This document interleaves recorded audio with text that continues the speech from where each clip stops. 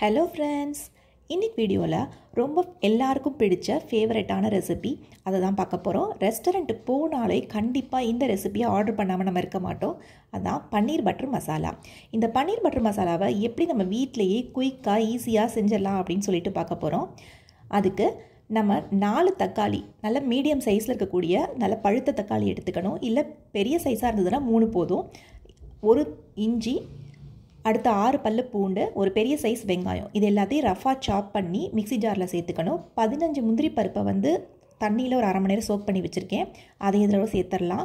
சேர்த்துட்டு 1/2 teaspoon jeera powder, 1/4 teaspoon கொத்தமல்லி powder, 1/2 teaspoon மிளகாய் தூள், இது எல்லாத்தையுமே நல்லா சேர்த்து வதக்காமல் அப்படியே மிக்சியில் ராவாவே வந்து நம்ம பேஸ்ட்டு போல் அரைச்சிக்கணும். ஒரு கடாயில் பன்னீர் க்யூப்ஸை சேர்த்து அதை 1 or 2 மினிட்ஸ்க்குள்ளே நல்லா வந்து ஃப்ரை பண்ணிக்கணும். கோல்டன் ப்ரௌன் கலரில் ஹை ஃப்ளேமில்.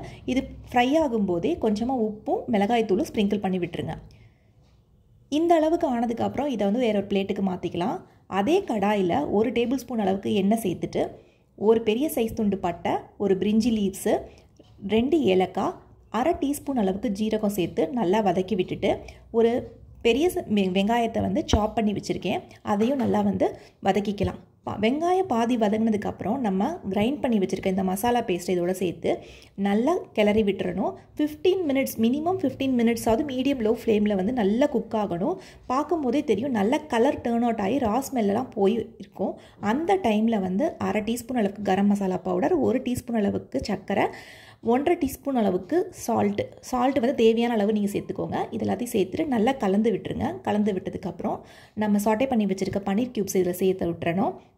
2 டேபிள் ஸ்பூன் அளவுக்கு வந்து பட்டர் சேர்க்கணும். பட்டர் வந்து நான் இப்போ தான் சேர்க்குறேன். ஸோ இப்படி இந்த லேட்டாக சேர்க்கும் போது நல்லா வந்து ஃப்ளேவர் இருக்கும். ஃப்ரெஷ் க்ரீம் வந்து 1 டேபிள் ஸ்பூன் அளவுக்கு சேர்த்துட்டு நல்லா கலந்து கொடுத்துடணும்.